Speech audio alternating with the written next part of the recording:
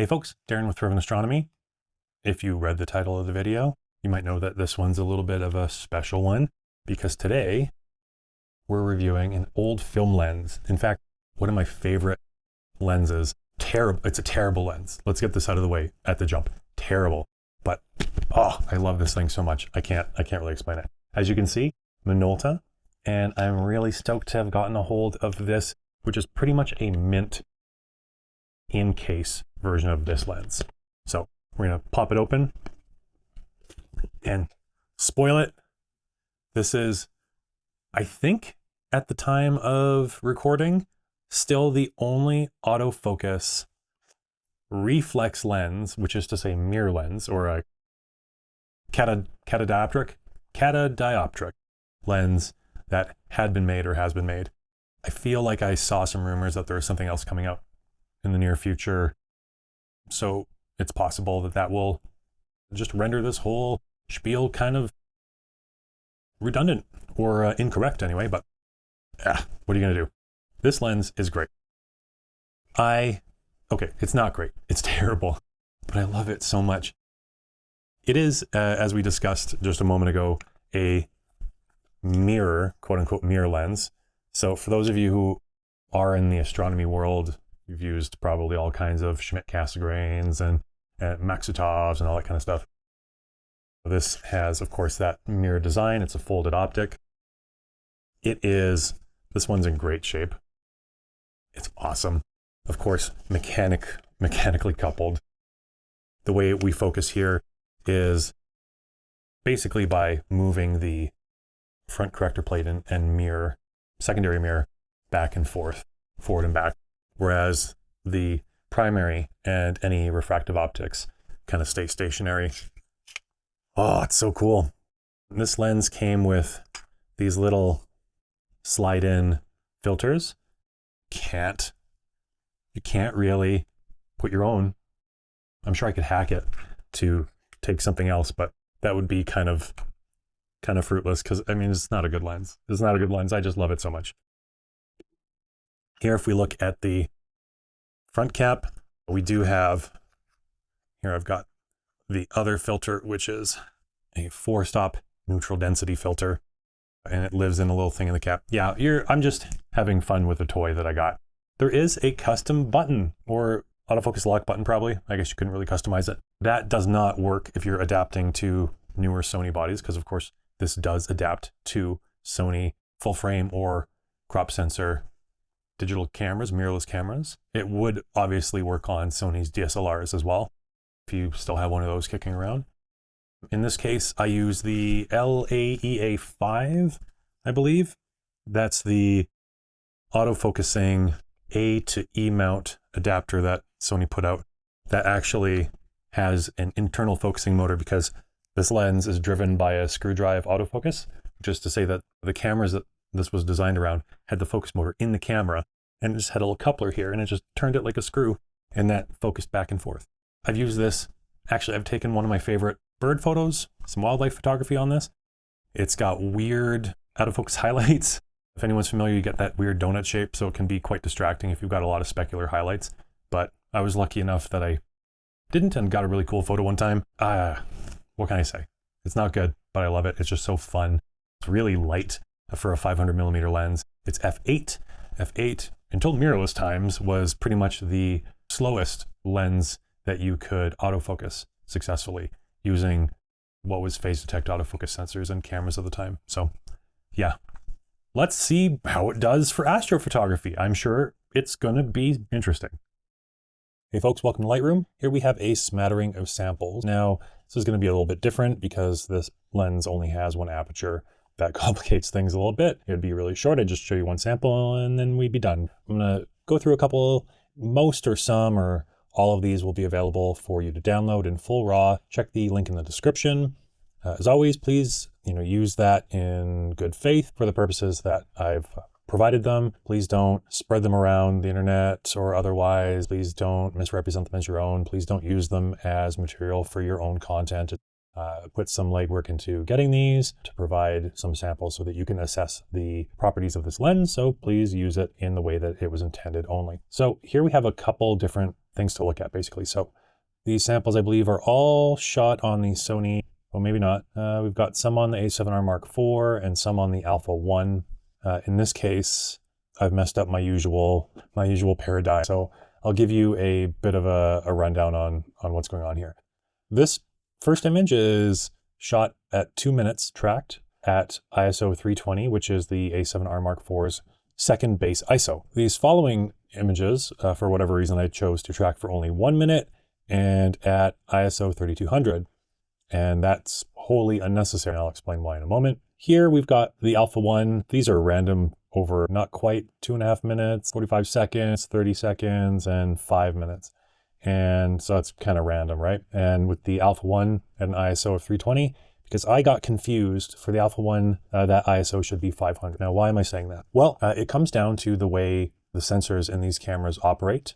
Indeed, many or most modern cameras. In the Sony A7R Mark IV and Alpha 1 and R5 and R3 and R2 and A7 III and A7 IV and pretty much all of these cameras, the camera only has 2 analog amplification stages. Now, what does that mean? A lot of people are taught somewhat incorrectly that ISO for a digital camera makes the sensor more sensitive.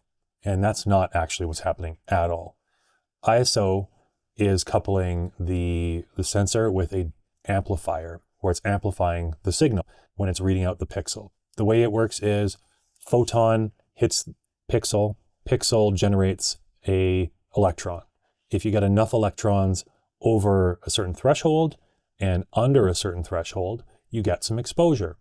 If you don't hit the threshold, you don't get exposure, you get black. If you overshoot the threshold, you can blow the pixel out. Basically, you get pure white. You get no information there, just in the other direction. Now, to complicate this, you get sensor noise. So let's say you're doing, a 60-second exposure. This sensor, it's electronics. It's got energy running through it. It can warm up, and there can be random electrons generated, and this scales with temperature. This is one of the reasons why a lot of astronomy-specific cameras have cooling apparatuses in them to cool the sensor down so that there's not this extra source of noise. Now, most sensors these days are actually really good. Like modern sensors are pretty low noise overall, but the longer that you take your exposure, there will be the generation of noise, which is spontaneous signal, if you want to think of it like that. Basically, extra electrons are filling up the pixels, and that's not really what we want. Imagine every ISO value was truly analog. What would happen is at that ISO value, there would be a specific amplifier that would amplify the signal coming from the pixels.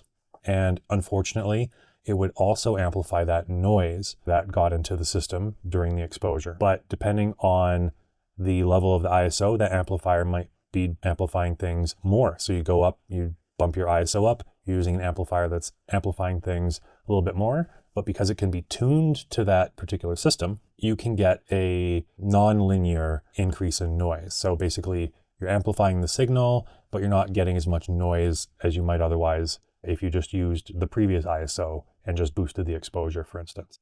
That's something that you might find in like a 5D SR from Canon. You'll get a relationship between ISO and noise that looks somewhat parabolic. Whereas with something like a newer camera from Sony or indeed Canon or Nikon or whoever, you might have a different setup. So here, instead of every ISO value being its own amplifier, there's only really 2 amplification stages. There's one at ISO 100, and then there's a second at ISO 320. And every ISO in between is actually digital amplification. And what's the difference between analog amplification and digital amplification? Well, analog amplification happens before readout. So what that means is when your sensor's reading out all the pixels after you've taken your exposure, unfortunately, there's another entry point for noise in the system right there. So you can get what's called read noise. Digital amplification happens after all of that. So after you've done your exposure and you've read out the sensor, then you apply digital amplification. And it's no different than just coming here in Lightroom and clicking the exposure button a couple times and boosting the exposure, quote unquote, in the image. That's digital amplification. So when you use ISO 3200 on the A7 IV, what you're having here happen is that the camera is applying digital amplification to what essentially is an image taken at ISO 320. What does all that mean? Well, that means that the noise, if you have the same aperture and the same exposure, the noise that you'll see at ISO 320 and ISO 3200 or ISO 4000 for that matter will be exactly the same. You're not really getting a benefit there. And you're not actually capturing more information because you're not making the sensor more sensitive to photons. All you're doing is you're amplifying the exposure that you did capture. That has a downside. And that downside comes when we're dealing with bright points of light or maybe bright nebula or the cores of galaxies.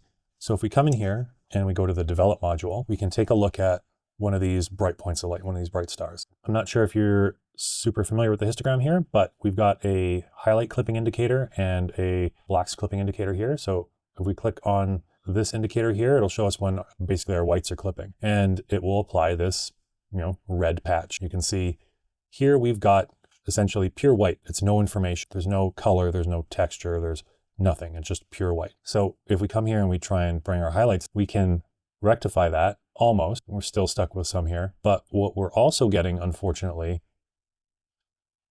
I'll just pump the exposure down here, is we might be actually getting nothing. We might be adjusting the highlights down, but not actually having any information. You can tell this when your highlights go gray because you're now going down the tone rabbit hole there and you're just going to different percentages of pure gray. So there's no information here for us to see, effectively blowing our highlights out. Now, is that a big issue? Probably not in this case, but if you're taking a photo of the Andromeda Galaxy or maybe the Orion Nebula, you run the risk of actually losing information that you could have otherwise kept. And how do you keep it? Well, you use one of the camera's analog ISO stages. Use the native ISO value that exists on the part of the graph basically that you're on. So for us, for ISO 3200, that would be going and using ISO 320 because this camera only has two base ISOs, 100 and 320. I filled the time, probably too much time. I really should do this in a separate video because I explain this to some amount every time I do a review. But basically here we have an image where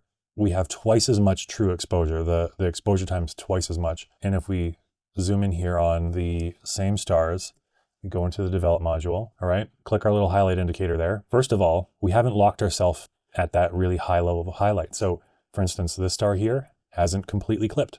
If we lower the highlights a bit, we can resolve some of these stars. And if I lower the exposure, you'll see that we actually have more tones in these stars. Here, all the way through, we haven't lost any information. Here, we have a good amount of information. I don't think we've lost any. This star is just too bright. We have lost some information here. Perhaps if I had only done a minute-long exposure, we would have retained some more information. But you can see as we crank the highlights down, it goes into more of a gray, whereas over here we have different tones of pixels, right? So this is essentially some stars that we've retained some information in, and some were just too bright and we haven't. But that might mean if this was center of the Orion Nebula and you got the trapezium in there burning really bright, you might actually be able to retain some of the information in that portion of the nebula without having to do a separate exposure with a separate shutter speed or with a separate exposure time, et cetera, et cetera. You might be able to use some of what you already have. So that's something to keep in mind. And there's your little lesson in ISO and the topic.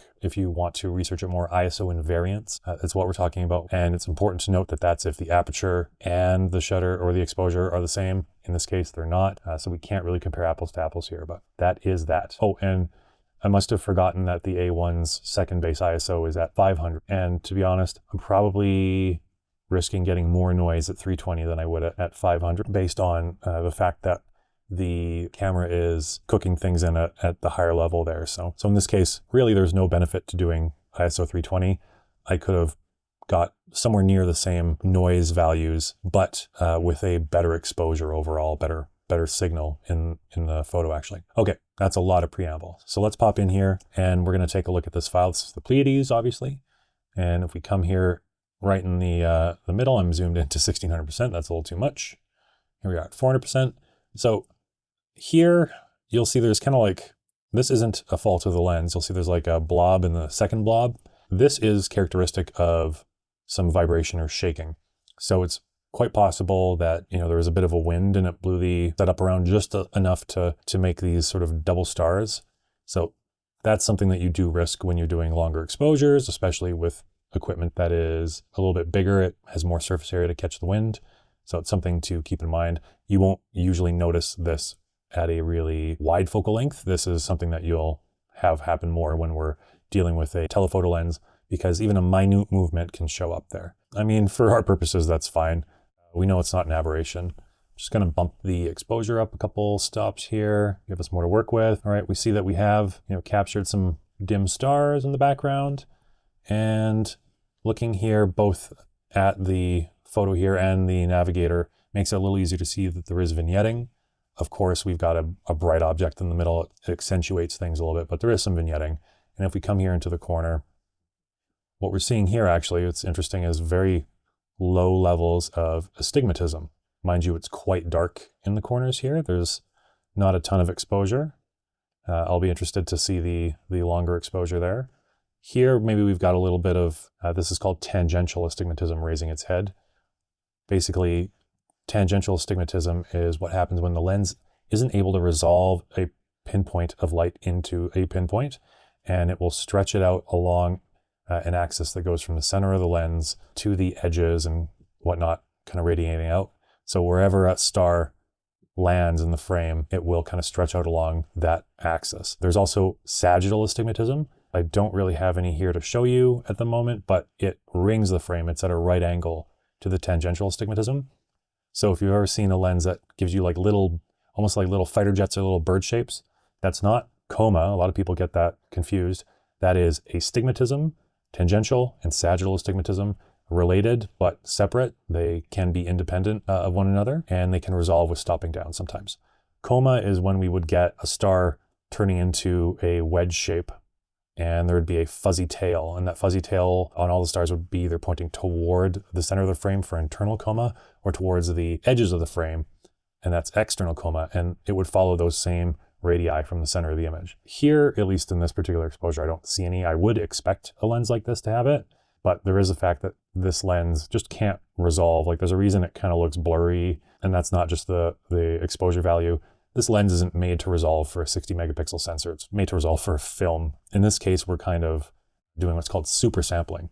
We're using too much resolution in our camera, and we're basically not getting any more benefit for our trouble when it comes to what we can actually capture in the image. That being said, we'll look at this photo here. This is the ISO 3200 photo, but this is half the exposure time. So we're going to expect this to be a lot noisier, and I believe that it is. If we come over here, this is 2 minutes. It looks a lot smoother than here. This is a lot crunchier. So this is not because of the ISO we're using. This is because we're using basically less exposure. We're getting half the amount of signal that we otherwise would. So that's why it's always good to get more signal. So if you can track, that's wonderful. And all of these photos were tracked with the Fornax Mounts Light Track 2, a portable tracker. Fervent Astronomy is Fornax Mounts exclusive distributor in North America. So if this is something that is of interest to you, if you're looking for a really robust portable tracker, check us out at ferventastronomy.com. Here, I mean, it's perfectly fine. We could throw a denoise algorithm at it and everything would probably be totally fine. Here we're seeing that we're not getting that double star effect. So this exposure at the very least was not shaky. If we go into the develop module here, we're actually going to have more information in this first file. So I'll just boost the exposure, play around here a little bit. I think we can probably bring out a little bit of nebulosity in the nebula. Let's see, boost the midtones, vibrance and saturation. That's a little bit goofy. That's way too much, but as you can see, we have at least captured some color and some nebulosity. This might be actually a good candidate for stacking. I probably would stick to using either like a 24 or 12 megapixel sensor for this particular lens though, or you can use one of the newer cameras can simulate a lower megapixel sensor. That would be a good route to go as well. But we are getting, some decent nebulosity in there, and we'd want to boost our signal to noise ratio by stacking a little bit or tossing some noise reduction at it. Overall, I mean, considering how small this lens is for a 500 millimeter lens, it's not too bad, all things considered. It's not great. I wouldn't necessarily prefer this to like a triplet apo or something like that, but you know what? In a pinch, why not? All right, so let's take a look at these photos here. 5-minute exposure taken here, ISO 320. Again, on the alpha one, that was a gaffe on my part. We should get a fairly decent look here. And as you can see, again, things look kind of blurry, even at 400% there, not very crisp. This lens is not resolving for 50 megapixels any more than it was for 60, but we do have a lot less noise. You'll notice the stars have funny little like shape. They all kind of seem the same. This is again the result of some vibrations or some wind. Essentially, you can imagine that the star is shaking and moving around a little bit. And if there's something that jerks it out in one direction or another, especially bad, it can create like little sharp points. If it's really bad and you're using a fast lens, like this lens is pretty slow. If it's really windy and a fast lens, it can actually draw like a big bunch of swirly, whirly stuff all over the place. And every star of a certain bright enough magnitude will demonstrate that same effect. Yeah, so in this case, I do not believe that this is a artifact of the lens itself. I think these little sharp points are more than likely a little bit of vibration or something. 5 minutes is a long time at 500 millimeters. And one thing I will point out though, the stars are not trailing. So that's really nice. The tracker did a good job. So let's take this particular image and we're going to pop into the develop module and we're going to apply some lens corrections here if we're afforded the opportunity. I didn't really see any chromatic aberration or spherical distortions. And I mean, it's not a spherical lens, it's catadioptric, so it's not going to really show up there. But chromatic aberration, yeah, I mean, doesn't really do much. Let's enable profile corrections. Oh, lens profile, none. Okay, let's see. So in this case, unfortunately, we can't use built-in profile corrections. Maybe if I could find one online or build one myself, I could. So let's try and reduce the vignetting manually. Sometimes it's easier to go off the navigator there. So that did a fairly decent job of getting rid of the vignetting. Here we've got less noise. Here we're going to have proportionally more noise. It's just a fact of life when we're dealing with underexposed areas of an image versus more properly exposed areas. Without having shot this lens to know what the distortion profile looks like, I mean, I don't know what to do with the distortion slider there, so we're just going to leave it alone. To be honest, a lot of astrophotography, no one's going to know the difference. But yeah, I love this lens. I don't know how to explain it. Sometimes I just love things that are not good. I still bring this lens with me when I go to the mountains sometimes and take terrible wildlife photos and wish I brought a proper lens with me on my hikes. But I could see putting this on a lower megapixel camera, honestly, and using it. F8's not fast, right? But you know, it's not horrendous. And for how compact it is, like this is a tiny little, more like a Maxitov Cassegrain than a Schmidt, but you get the idea. This whole thing was just me humoring myself for my love of something that's a little bit not too logical. So I'm going to do what I'm going to do. Maybe if you found this interesting, you might pick this lens up and maybe you're going to do what you're going to do too. But that being said, this lens isn't going anywhere in my kit. Well, I mean, that's about what you would expect from a lens like this, from the time period. I don't care. I still love it. It's my bae. Do people say that anymore? This is going to age really well. No? I hope you found this fun and interesting. This lens, after Sony bought out Minolta, was released under Sony branding for a little while, so you can find Sony versions of it out there. It's basically the same lens. Here, it actually has an integrated hood that screws right on. And this particular copy is rubberized both on the hood and also on what is essentially the focus ring. Yeah, overall, it's just a relic of a bygone era. I just love it. So thanks for watching me just nerd out on something silly, and stay tuned for the next one where we'll probably talk about something a little bit more relevant. Take care.